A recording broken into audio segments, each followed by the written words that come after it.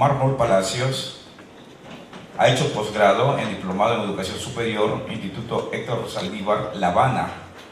Especialista en Derecho Humano, Universidad de Guayaquil. Especialista en Derecho Ambiental, Mercado y Desarrollo en la Universidad Castilla, Toledo, España. Y tiene además un sinnúmero de posgrado. Debido al tiempo voy a omitir algunos cargos posgrado de docencia. Las obras más importantes publicadas: El régimen legal de aguas en el Ecuador en comparación con las legislaciones del Pacífico, Principios de Economía Política Mundial, la ONU y su política del medio ambiente, Aproximaciones del origen del derecho ambiental y el derecho genético, la biotecnología y los alimentos transgénicos y su relación con los derechos humanos, Introducción a la filosofía del derecho y los derechos humanos. Es una importante obra a propósito. El doctor nos va a disertar en esta noche, para concluir esta ponencia, los 70 aniversarios de las Declaraciones Universales de Derechos Humanos y su incidencia a nivel global. Recibamos con fortísimo aplauso al doctor Enrique Mármol Palacios. Agradeciéndole a ustedes por su paciencia, día viernes, 9 de la noche, tortuoso, en vez de estar en una fiesta, estar en la academia, soportándolo al doctor Roberto Guevara como recta de disertación, ¿no? Luego viene la profesora del Perú y se pasa con los casos de ellos, ¿no? En el asunto de las comunidades indígenas del Perú, y con lenguaje aymara y con todo lo demás. Y me imagino que nuestro amigo Carlos, que acabó de salir, debe de haber hablado el tema tecnológico o informático, que son los temas que él los domina. Nosotros traíamos hoy de noche, en primer lugar, un saludo para Machala. Es una de las ciudades que a mi entender, con Roberto la hemos visitado unas 35 veces. Hemos venido, Roberto, aquí del municipio, de los jóvenes, cuando nos invitaba a dar conferencias, ahora los compañeros judiciales, en fin. Y algunos ya son conferenciantes, porque cuando los conocimos nosotros estaban apenas estudiando Derecho. Ahora son colegas nuestros, conferenciantes y buenos juristas. Y esa es la vida, ¿no? Enriquecedora. Por tanto, en una fecha de hoy, imagínense, 12 de octubre, el reencuentro se dice, uno le llaman Día de la Raza, otros le llaman, ¿verdad?, el Día de la Liberación de los indígenas, de los pueblos originarios de América, y luego la colonización y todo lo demás. Imagínense, conferenciando. Yo traje 350 diapositivas, ¿no? Pero han de entender ustedes que 350 diapositivas va a ser una tortura. Yo pienso que la podemos dejar en la mitad, un poquito menos, 40, 30, dejémosla en 15 ya, por el honor al tiempo, porque la verdad que esto es terrible. Entonces, que no se diga más, comenzamos con el asunto. El título, yo no sé por qué se ha desaparecido, pero hay una desaparición del título, no sé qué pasa allá abajo, pero bueno, dejémoslo ahí. Es el 70 aniversario de las Naciones Unidas en cuanto a la Declaración Universal de Derechos Humanos, que ustedes saben que el 10 de diciembre se cumple ese 70 aniversario. Y nosotros, evidentemente, tenemos que hacer una explicación de qué pasó antes del 70 aniversario, qué pasó después, qué ocurrió entonces en las décadas anteriores y cómo esto culmina en la época de la democracia cibernética de hoy, porque recuerden que de los Estados Unidos en el año 1996 hicieron la primera elección y los dos candidatos, el uno republicano y el otro demócrata, hicieron un debate vía online. Entonces, en la era de nosotros, online, cibernética, también hay que decir algo para los cibernautas de este milenio, ¿no? Que creo que hacen hasta el amor y el sexo lo hacen, creo, vía virtual, ¿no? No es como nosotros lo concebíamos anteriormente. Pero bueno, estas cuestiones hay que decirlas a ley. En ese espacio de la globalización dominante, entonces hay tres situaciones de marcar. El otro libro que me van a publicar en el Perú, ahí justamente va a estar lo que voy a decir. Se arma todo a través de una triada, jóvenes: Padre, Hijo, Espíritu Santo. Tú te manejas con las religiones, tres religiones: ¿Dónde surgen las religiones? En el Oriente Medio para Occidente. ¿A dónde? La tribu de Abraham. ¿Cuál es? La islámica, la judaica y la nuestra, la cristiana. Todo en 3 situaciones. Hablas del asunto jurídico y yo te quiero explicar hoy el asunto del silogismo y el silogismo jurídico que le encanta a nuestros jueces hacer, ¿no? Que parte del silogismo de Aristóteles, premisa mayor, premisa menor y obviamente las conclusiones. Eso se remite a otra triada. ¿Cuál es la triada? El ordenamiento jurídico, los hechos y la conclusión. Se acabó el silogismo jurídico que le hacen un asunto pero mayor hoy los jueces. Esto la Corte Interamericana lo hace, sí. La Comisión Interamericana de Derechos Humanos en Washington lo hace, sí. Lo hacen los jueces y juezas de nuestros países de América Latina, sí. Lo hacemos nosotros, sí. Pero cuando se habla de argumentación jurídica, ahí sí está el problema. ¿Cómo vas a motivar? Ya lo dijo Robert Guevara. ¿Qué pasa con el tema verdad? De cuando tú vas a aplicar la proporcionalidad en el derecho penal, no es lo mismo que aplicarlo para los derechos humanos en el derecho constitucional. Muy bien, lo explicó Robert. Y la otra cosa, la ponderación. ¿Cómo vas a ponderar? Ponderas con principios. Ahí ya no ponderas con reglas. Las reglas son fáciles.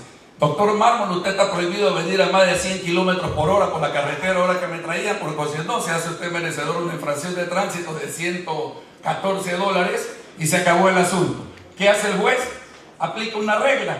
Sí, te pasaste ese límite de velocidad, tanto pagas de multa. Y si te pasas de 120 kilómetros, bueno, vas mayor. Y si vas bebido, vas detenido. No hay cómo perderse y no hay juez del mundo que se pierda. Yo no sé por qué se complican las cosas. Ahora sí, esos derechos humanos los explico a través de una triada. Modelo inglés, modelo francés, modelo norteamericano. ¿Cómo comienza? 1213, ¿con quién? Con la Carta Magna de Juan Sin Tierra. Luego pasas al siglo XVI, en la misma Inglaterra, a través del Bill of Rights de Derechos, petición de derechos y el habeas corpus. Otra triada. ¿Qué significa lo que les estoy diciendo? Que desde ese momento comienzan ya a surgir los derechos humanos, los derechos civiles y políticos. Luego pasa a los Estados Unidos. ¿Cómo? Otra triada. La Declaración de Derechos del Gran Pueblo de Virginia del 12 de junio de 1776, 3 semanas antes de la independencia de los Estados Unidos. Ahí en esa declaración, ¿qué tiene de bueno de recoger ahí? La soberanía radica en el pueblo. Luego pasamos ¿a dónde? A la Declaración de Independencia de los Estados Unidos. ¿Cuándo se ubica esto? El 4 de julio de 1776, 3 semanas después. La primera Declaración de Independencia con su respectiva constitución, triada. ¿Sí o no? Declaración de Derechos, ¿verdad? A través del pueblo de Virginia, la Declaración de Independencia y la primera constitución moderna, de la época moderna y de los Estados Unidos, donde hay una ruptura. Se pasa de la monarquía constitucional ¿a qué? Al gobierno republicano. Ellos declaran el gobierno republicano y decretan que van a elegir presidente de la república, una forma de un paradigma moderno, de una democracia moderna para la época que se vivía. ¿Dónde se pasa de ahí? Se pasa a la Revolución Francesa. Ahí se cumple la triada. ¿De qué? De la construcción de los derechos humanos de primera generación, que se lo conoce así para dar clases, es decir, los derechos civiles y políticos. ¿A través de qué? Una triada. ¿Cuál es la triada? Libertad, igualdad, solidaridad. ¿Hay una ruptura ahí? Claro que hay una ruptura. El Estado monárquico, ¿verdad?, absoluto, pasa ¿a qué? A un Estado de carácter republicano. Se divide ese Estado, que era dual, Estado-Iglesia, a un Estado de carácter laico. Se separa el Estado de la Iglesia. 2 momentos. Y el tercer momento, otra triada. Del sistema o modo de producción feudal se pasa al sistema o modo de producción capitalista, cumplido con aquello de la triada que les estoy diciendo. Y se construyen los derechos civiles y políticos. Nos vamos al siglo decimonónico. Estamos cortando todo día. Déjame eso de Sartori, que acabó de fallecer, y déjame eso, ¿verdad?, bien claro, que ya lo voy a topar.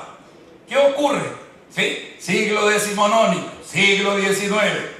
Se construyen los segundos derechos. los derechos económicos, sociales y culturales. ¿Cómo? 1847, redacción, ¿verdad?, del manifiesto comunista por Carlos Marx y Federico Engels, donde se dice: trabajadores y proletarios y obreros del mundo, unidos.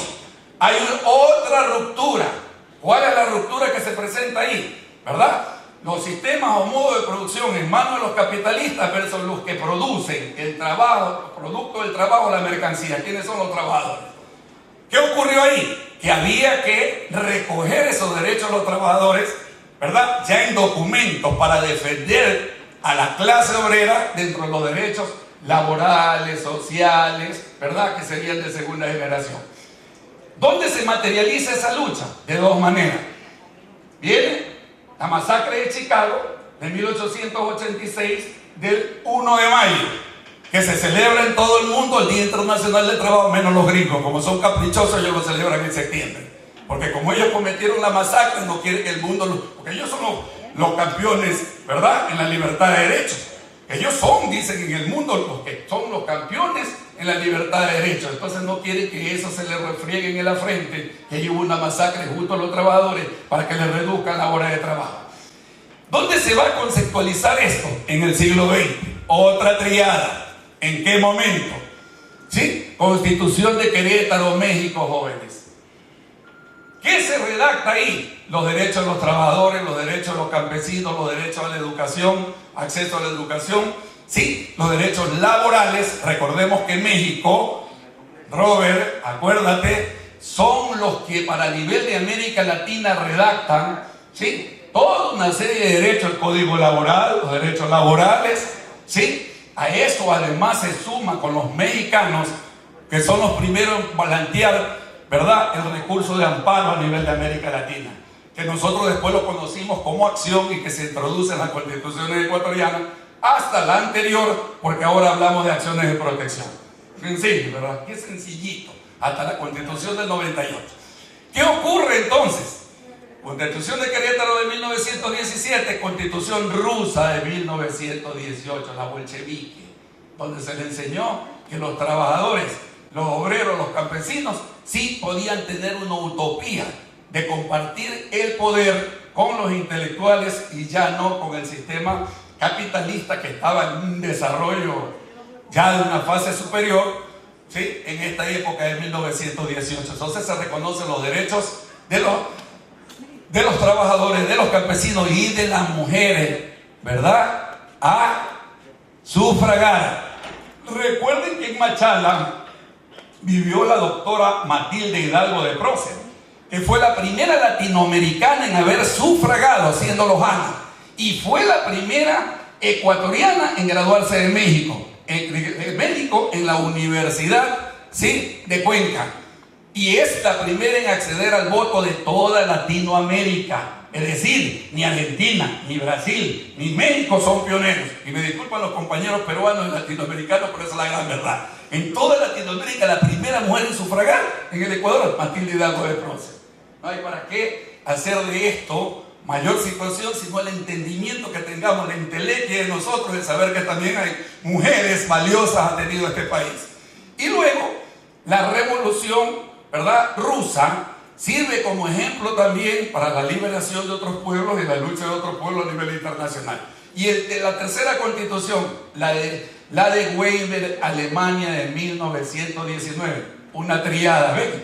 Es decir, en el cuerpo constitucional ya estaban insertos los derechos económicos, sociales y culturales. Primera Guerra Mundial, reparto de colonias.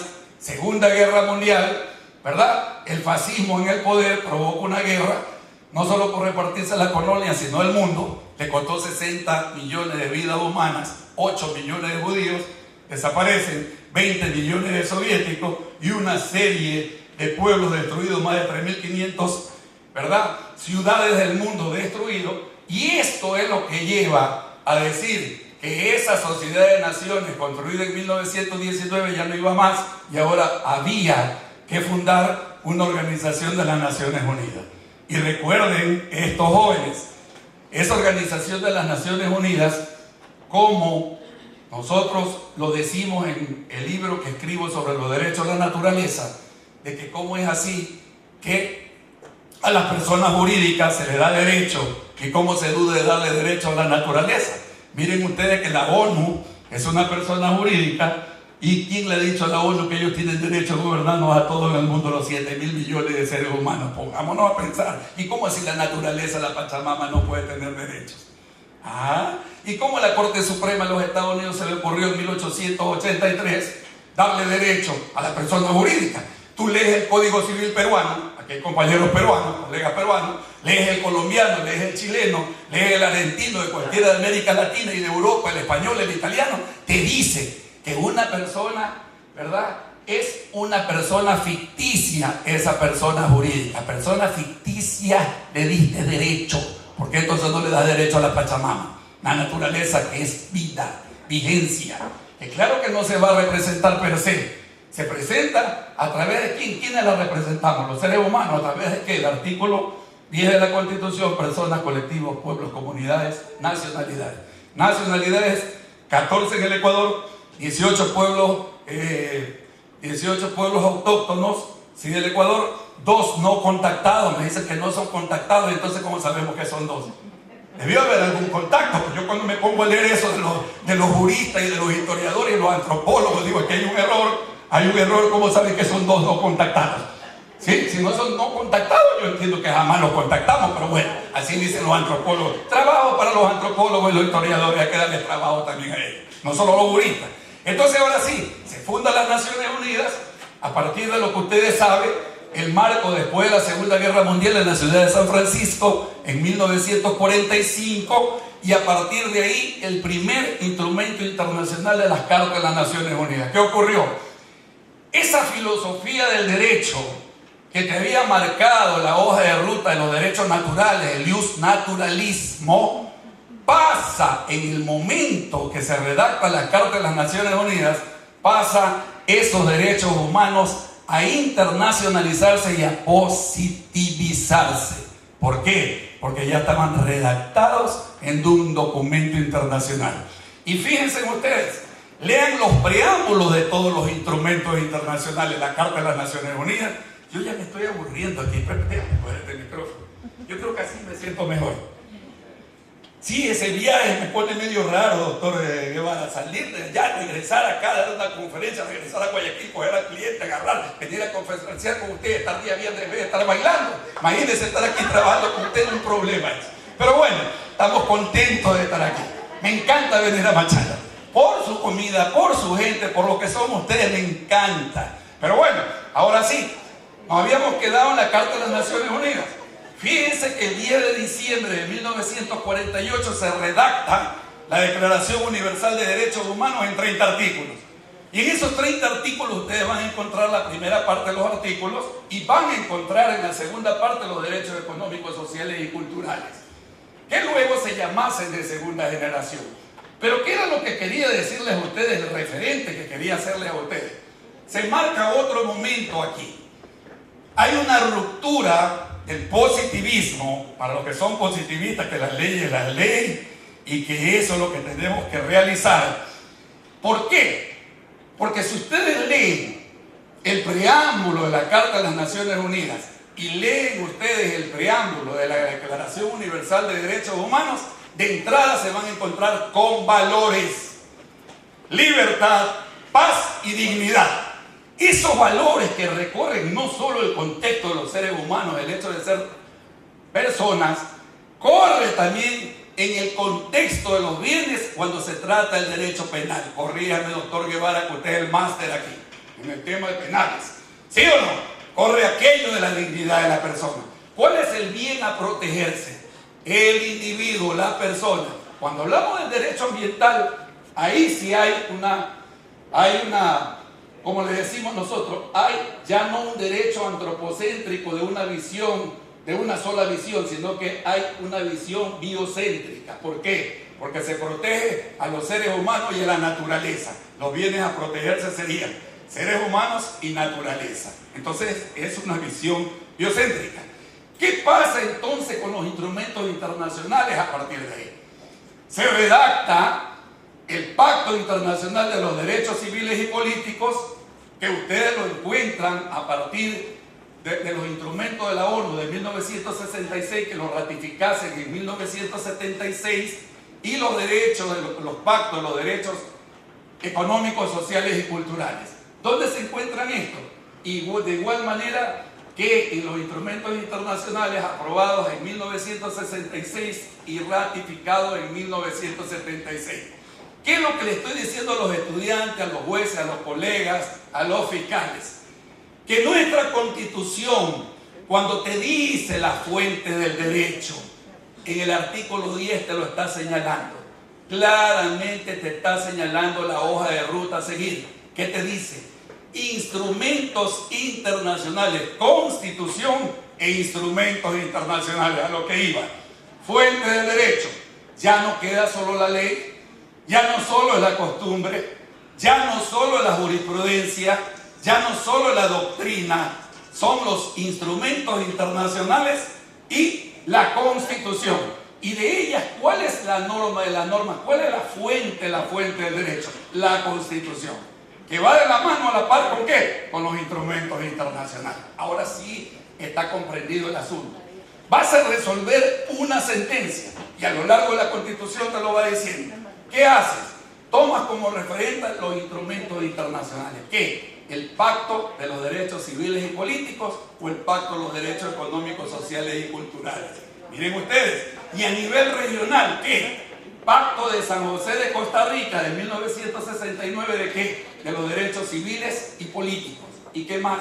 El Protocolo de San Salvador de 1989, ¿de qué? De los derechos económicos, sociales y culturales.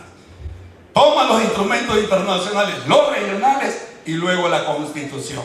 Y a lo largo de nuestra Constitución ya sabemos lo que ocurre. Nosotros hemos dicho, ¿verdad?, que nuestra meta, nuestra finalidad, si fuese filosofía, teleológicamente hablando, la consecución del buen vivir o del summa causale. Oh, que es una utopía, puede ser una utopía, pero ese es el constructo de la finalidad que tiene nuestra carta fundamental de enseñarnos el camino del buen vivir, el vivir bien, que ya la cosmogonía de los filósofos griegos lo planteaba, la felicidad. Aristóteles te hablaba de todo esto, todos los griegos te hablaban esto, y nosotros en nuestra Constitución lo tenemos. Y a partir de ahí encuentran los derechos económicos, sociales y culturales. Le hemos dado derecho humano al agua. Y des en cuenta que de los 444 artículos de la Constitución, que le digo a mis estudiantes siempre, no se van a olvidar, marquen la cancha, es el mismo número, ¿verdad?, de escalones del Cerro Santana de la ciudad de Guayaquil. Ustedes suben el Cerro Santana en los Estados Unidos, coincide con los 444 artículos de la Constitución. ¿Y cómo perderse, le digo, para dar el examen?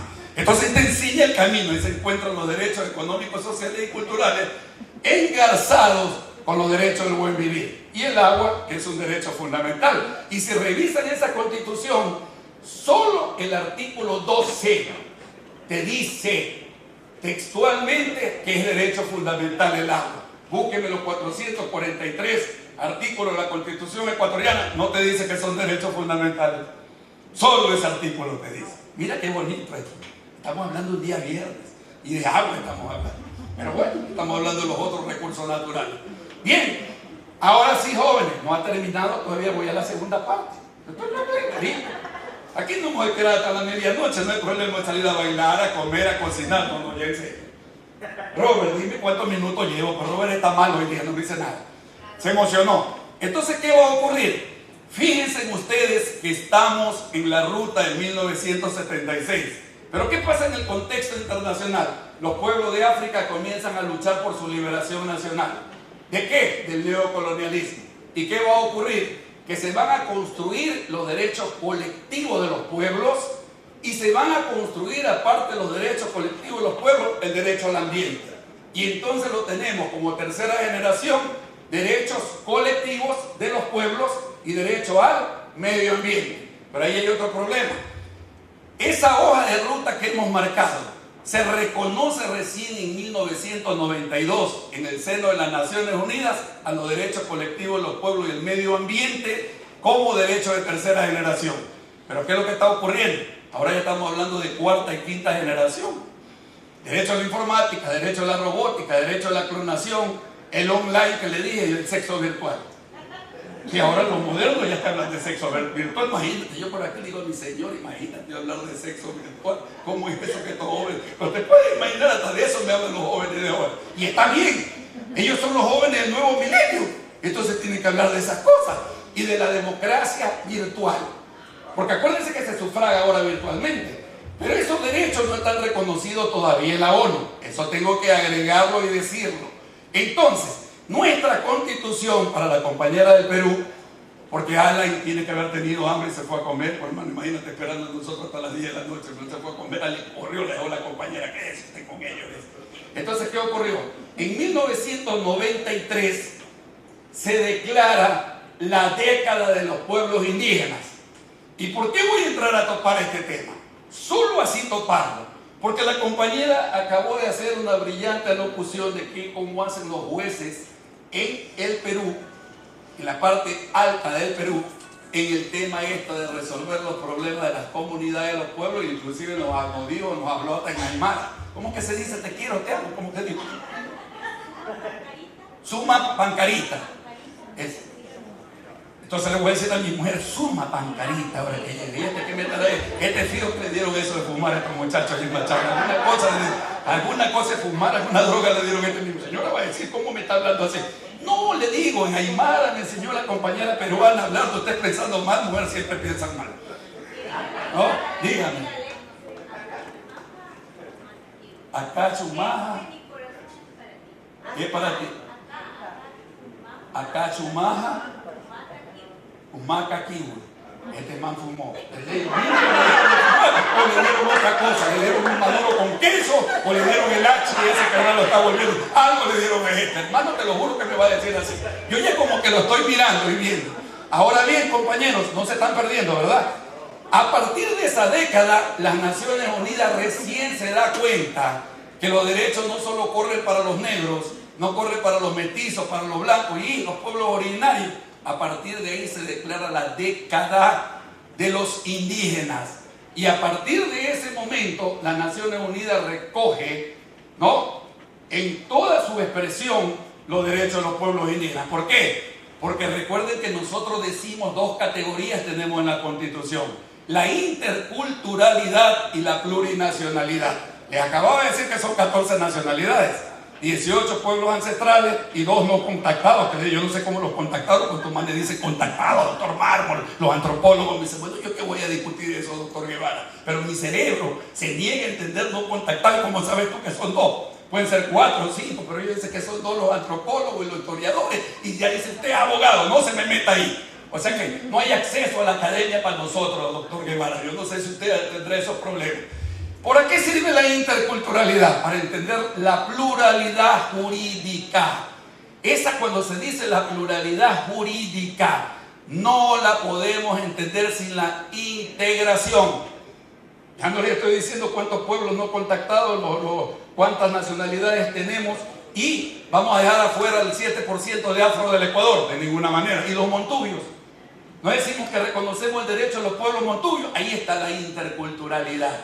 Pueblos milenarios, nosotros no decimos multiculturalidad, compañera de Perú, por eso me remito al Ecuador a decir interculturalidad. ¿Por qué? Porque es el cruce de culturas, no se excluye absolutamente a nadie dentro del pluralismo jurídico e ideológico actual. Y ahí termina con el tema de la plurinacionalidad, el reconocimiento de las 14 nacionalidades. Y la ONU recién reconoce eso a partir de la década del 90 al 2000. Pero ahora, ¿qué pasa? ¿Qué dice Sartori, que acaba de fallecer? Eco y Sartori, ¿qué dicen ellos? Dice lo siguiente: el Homo videns proviene del Homo sapiens. Por eso quería que esté el profesor amigo nuestro, Alain, que a él le gusta estos temas. ¿Por qué? Porque cuando ellos hacen la reflexión del Homo videns a partir de la última década del siglo pasado, recién falleció Humberto Eco el año pasado. Sí, Sartori, los dos genios acabaron de fallecer el año pasado. ¿Por qué lo digo? Porque Sartori tiene una obra que dice la ingeniería constitucional. Creo que sí la has leído, Robert, porque cuando yo vi esa obra, ¿cómo dije yo? Este man está hablando de ingeniería. Enseguida la compré, pero ¿para qué ingeniería constitucional? Nos vamos a volver ingenieros nosotros. proviene de ingenio. Y los juristas tenemos ingenio igual que todas las profesiones. A eso se refiere Sartori. Y como vienen las nuevas tecnologías a través del Homo Videns que decía él, ¿sí? Esas tecnologías mixtas de información, los cibernautas, ¿verdad? De carácter físico, electrónico y cultural, está ligado a la cultura, ligadas a, ¿qué decía? Al tratamiento de esa información. Y luego decía, esas transformaciones se insertan en la sociedad a través de las ciencias sociales. ¿Cuál? La bioética, el bioderecho. Ya no estamos hablando hoy, ¿verdad?, como se decía anteriormente, de la ética, de la moral. Ahora hablamos de una bioética, de un bioderecho, hablamos de la biotecnología, de la nanotecnología. Y cuando me dijeron, ¿y tú qué tienes que ver con la nanotecnología? Tiene que entrar en el aspecto jurídico, pues le digo. La clonación entra en el aspecto jurídico, sí.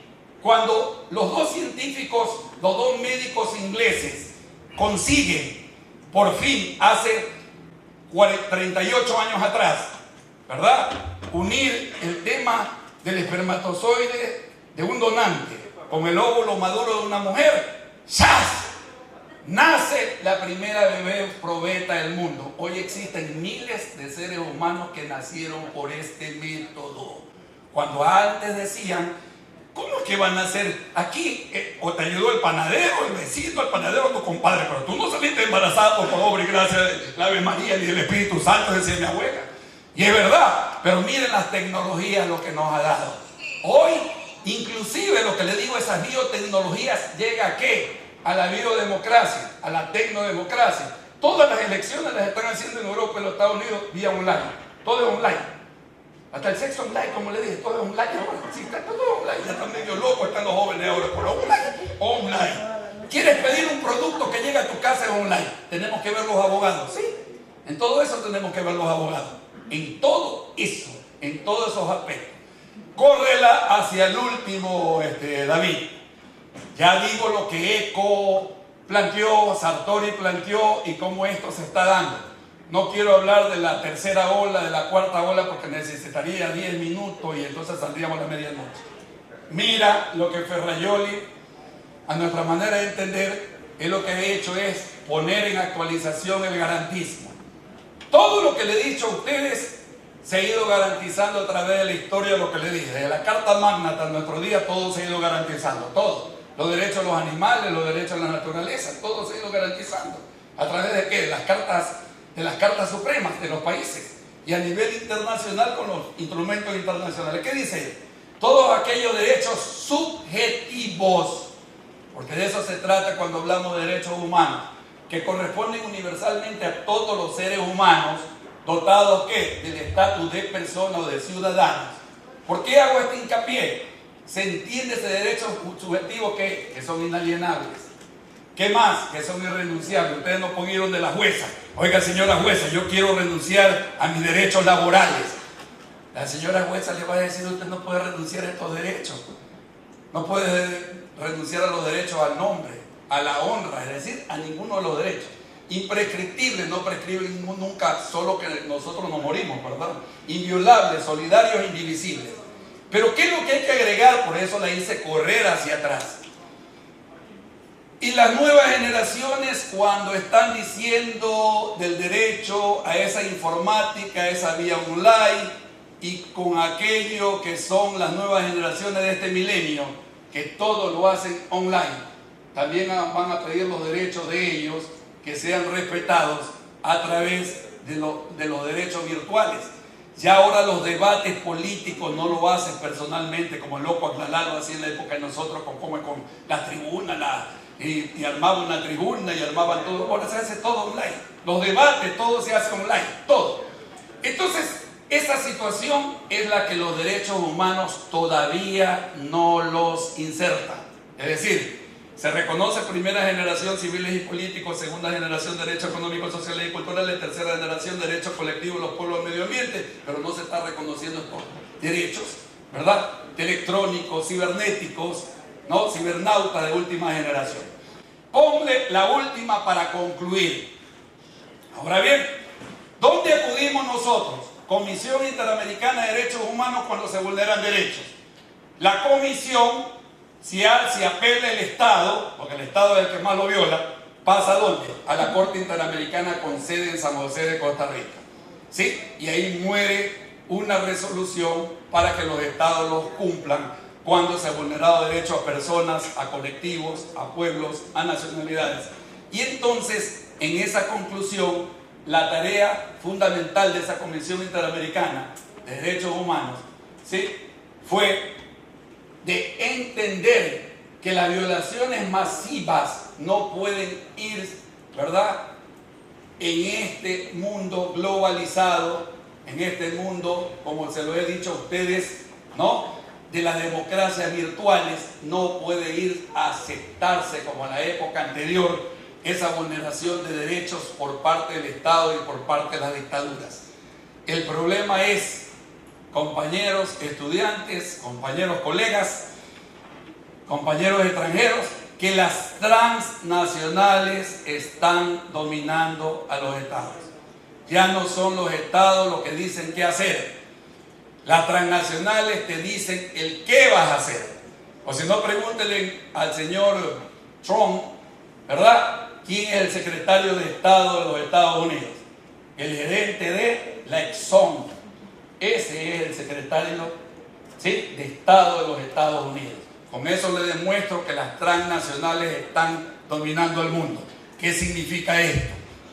Cuando no entendemos la entelequia, la política y del derecho. Si nosotros decimos que la norma constitucional es la norma supra, todas las otras leyes se subordinan a la Constitución. Entonces, ¿qué debería de ser? Que si el presidente de la República, como poder ejecutivo, ¿no?, como poder de la Asamblea, los asambleístas, y los otros poderes del Estado, todos estamos subordinados a la Constitución, inclusive el derecho. Pero ¿qué pasa en la práctica? La política termina sometiendo al derecho, cosa que no lo entendíamos anteriormente. Con la década de este gobierno ya sabemos, la mano en la política. Y lo último, la economía de las transnacionales terminan sometiendo a la política de los Estados. No hay transnacional del mundo que sea coercible en nuestros Estados. Terminan contaminando. Hoy en el Ecuador, caso Texaco, ya saben lo que nos ocurrió Chevron. ¿Y qué pasó? Tienen amañada los tribunales de arbitraje a nivel internacional. La Corte de La Haya falló a nivel de las transnacionales. Le importó poco un bledo la vida de dos nacionalidades indígenas que se desaparecieron. Los tearomenanes del oriente en esa situación de la Texaco nunca indemnizaron, nunca indemnizarán. Porque ellos son la fuerza que corre el mundo y contra ellos hay que luchar. ¿Por qué? Porque hay que hacer coercible el derecho también para las transnacionales. No solo para las personas naturales, sino para esas personas jurídicas de entes que un día están aquí, el otro día están en otro lugar y dejan contaminado el mundo entero y ocasionan el calentamiento global. Lo que no pueden ocasionarnos el calentamiento es nuestras mentes. Nuestras mentes son superiores, son supremas. El talento humano es el que va a vencer siempre. Así se pierdan todos los recursos naturales como los japoneses, pero el talento humano nos va a sacar adelante. Va a salvar al mundo, según Hawkins. Un siglo tenemos de salvar a este mundo como homenaje a este gran científico que falleció hace unos meses atrás y decía que solo un siglo nos queda como seres humanos vivir en este planeta Tierra si dejamos que siga la contaminación como hasta ahora está con el calentamiento global. Y las últimas palabras dedicadas a un gran hombre. Pon la última imagen. David. Ya se durmió David porque no le daba de comer en todo el camino. Linda suerte. Ellos comen más que nosotros. Espero que más luego me den comida, porque si no yo también voy a sufrir de inanición. ¿No está la última? Ahí está la última imagen. ¿Ya? El hombre estuvo 27 años en las mazmorras de las cárceles cuando luchó contra el apartheid en Sudáfrica, su tierra. Cuando él llegó a ser presidente no persiguió al 1% de, ¿verdad?, de la raza blanca. Un hombre en toda dimensión que celebrando el centenario de su nacimiento y hacia él estas palabras, porque la ONU lo acaba de reconocer, ¿verdad?, en su aniversario, en su reunión, como uno de los prohombres de este siglo y del siglo pasado. Una nación, léanlo ustedes mismos, A la 1, a la 2, a la 3, están con otro ritmo. A ver, vamos, a la 1, a la 2, a la 3.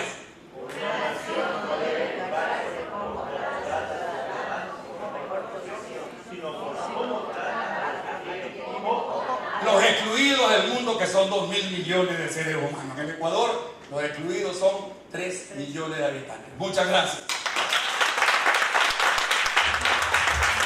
Como siempre, brillante, extraordinario, el doctor Enrique Mármol Palacio. Bueno, así que inviten un fuerte aplauso nuevamente al doctor Enrique Mármol Palacio. Por favor, doctor. Invito a la abogada Andrea Solano, que hace la entrega del certificado al doctor Enrique Mármol Palacio. Es la presidenta de la consultora jurídica y contable de la U.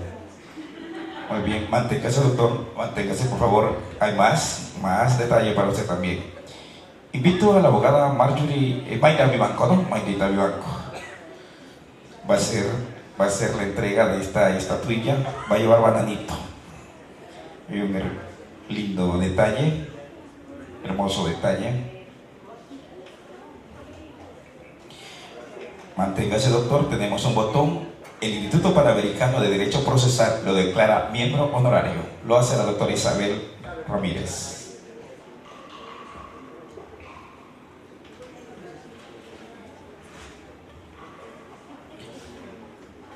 ¿La fotito del recuerdo?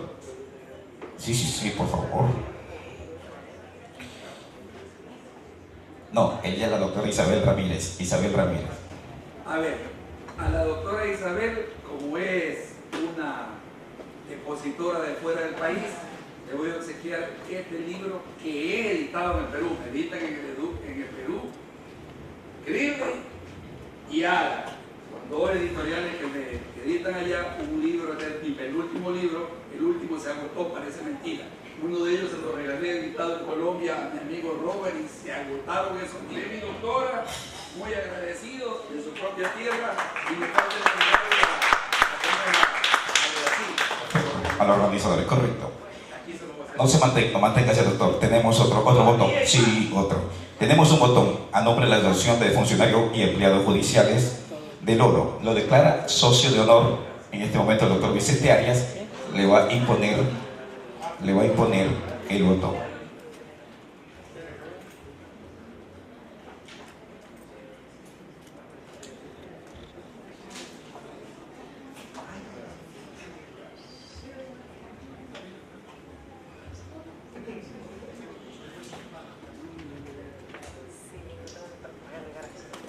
Lo declara socio de honor la Asociación de Funcionarios y Empleados Judiciales del Oro al doctor Enrique Mármol Palacio.